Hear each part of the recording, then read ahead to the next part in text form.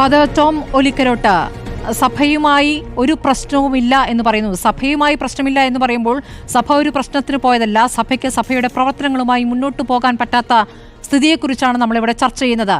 ഇത് ഊതിപ്പെരുപ്പിച്ചൊരു കഥയായിട്ടാണ് BJP പ്രതിനിധി പറയുന്നത്. എന്താണ് മറുപടി? ശ്രീമതി സ്മൃതി, ആദ്യമേ തന്നെ പറയാനുള്ളത് കത്തോലിക്ക സഭയ്ക്ക് ഒരൊറ്റ രാഷ്ട്രീയമേ ഉള്ളൂ. അത് ഞങ്ങൾ വിശ്വസിക്കുന്ന ബൈബിളിൻ്റെ ദൈവരാജ്യത്തിൻ്റെ ഒരു രാഷ്ട്രീയമാണ്.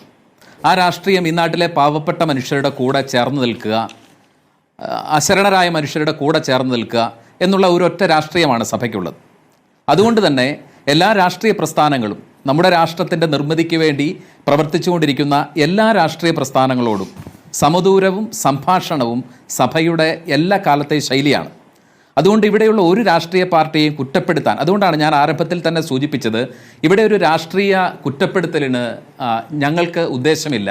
ഇതൊരു രാഷ്ട്രീയ വിലപേശലിൻ്റെ ആയുധമാക്കി മാറ്റുന്നതിലും ഞങ്ങൾക്ക് ഉദ്ദേശമില്ല.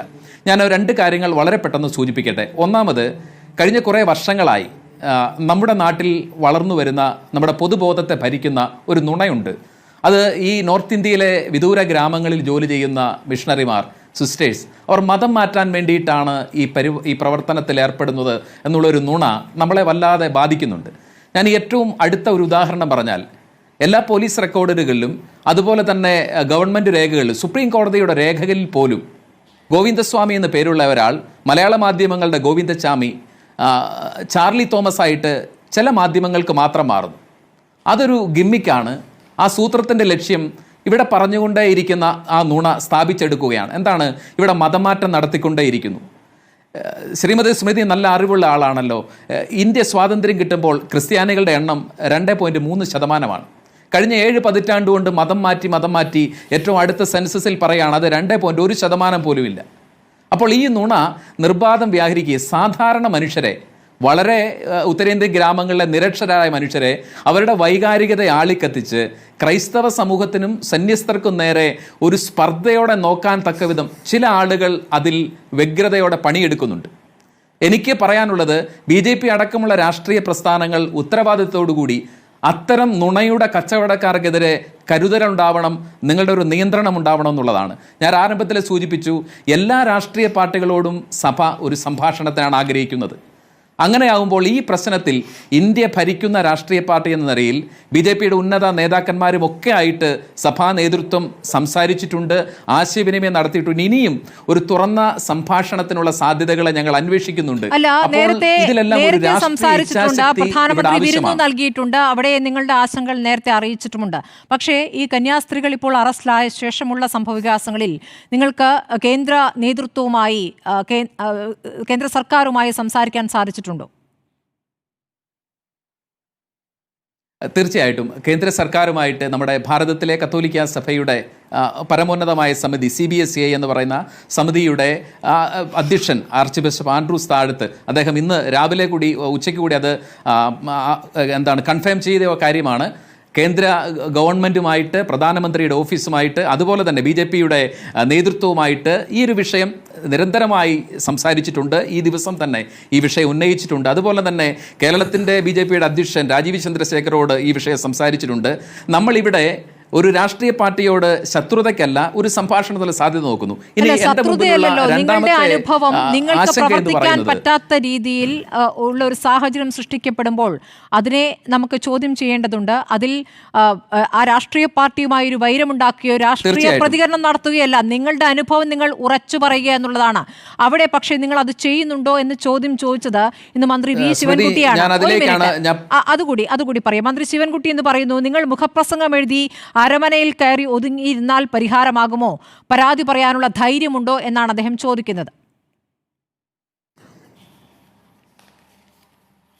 ഞാൻ ആദ്യം പറഞ്ഞതിന് മറുപടി പറഞ്ഞിട്ട് പോരെ അടുത്ത ഇതിലേക്ക് വരുന്നത്, അതോ അത് അത്രയും മറുപടി മതിയോ? പറയൂ. ഓക്കെ, അപ്പോൾ ഞാൻ പറഞ്ഞു വന്നത്, ഈ ഒരു നുണയ്ക്ക് ഒരു അവസാനം ഉണ്ടാക്കാനുള്ള ഇച്ഛാശക്തി ഉണ്ടാവണം. അപ്പം ഞാൻ ഇത്രയും കാലം നമ്മൾ വിചാരിക്കുന്നത് BJPക്ക് ഈ ഒരു കാര്യത്തിൽ ഇന്ത്യയിലെ ന്യൂനപക്ഷങ്ങളോട് താല്പര്യമുണ്ടെന്നാണ് അവർ പറയുന്നത്. കേരളത്തിൽ അവർ അങ്ങനെയാണ് നമ്മളോട് സംസാരിക്കുന്നത്. അപ്പോൾ ശ്രീ ഉല്ലാസ് ബാബു ഇവിടെ ഈ ബജ്രംഗ് ദളിനെ ന്യായീകരിക്കുന്നത് കണ്ടപ്പോൾ എനിക്കൊരു ചെറിയ സംശയം.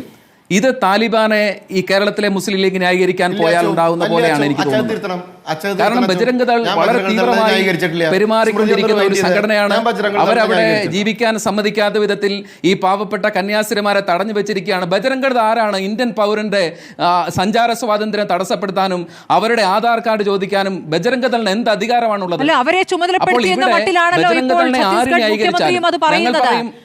ഫാദർ അതിനോടുകൂടി പ്രതികരിക്കൂ.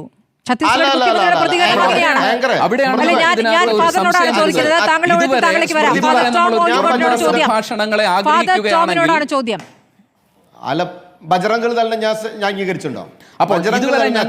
ഞാൻ ഛത്തീസ്ഗഡ് മുഖ്യമന്ത്രിയുടെ കാര്യമാണ് പറഞ്ഞത്. താങ്കൾ ബജറംഗ് ദൾ പ്രവർത്തകരെ പറ്റിയുള്ള ചോദ്യത്തിന് മറുപടിയെ പറഞ്ഞിട്ടില്ല എന്നുള്ളതാണ് അതിനുള്ള മറുപടി. ശരി ഫാദർ, ഒന്ന് പൂർത്തിയാക്കൂ.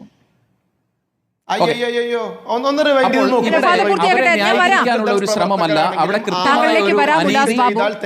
നിയമലംഘനം നടന്നിട്ടുണ്ട്. ആ നിയമലംഘനത്തിന് ഒരു രാഷ്ട്രീയ സംഭാഷണമോ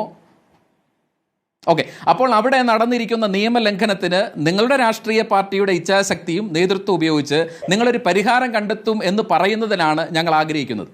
അപ്പോൾ ആ വിഷയം കഴിഞ്ഞു. ഇനി സ്മൃതി ചോദിച്ച രണ്ടാമത്തെ ചോദ്യം ശിവൻകുട്ടി മിനിസ്റ്ററുടെ പ്രസ്താവനയാണ്. ഞാൻ പറഞ്ഞ അദ്ദേഹം ഒരു ആവേശത്തോടെ പല കാര്യങ്ങൾ ചെയ്യുന്ന ആളാണല്ലോ. അത് നമുക്ക് മുൻകാല അദ്ദേഹത്തിൻ്റെ പ്രവർത്തനങ്ങൾ അറിയാം. അദ്ദേഹം വലിയ ആവേശത്തോടെ നിയമസഭയുടെ ഡയസിൽ വരെ ചാടിക്കേടുന്ന ആളാണ്. അത്തരം ഒരു ആവേശത്തിൽ അദ്ദേഹം പറഞ്ഞ ഒരു കാര്യമായിട്ട് കരുതി ഞങ്ങൾ അതിനെ അവഗണിക്കാനാണ് ആഗ്രഹിക്കുന്നത്. അപ്പോൾ അദ്ദേഹത്തിന്റെ അജ്ഞതയോ ആവേശമോ കൊണ്ട് വന്നുപോയ ഒരു വായ്പയായിട്ട് ചില കാര്യങ്ങൾ അങ്ങോട്ട് അടുത്ത ഘട്ടത്തിൽ ഞാൻ ചോദിക്കാം.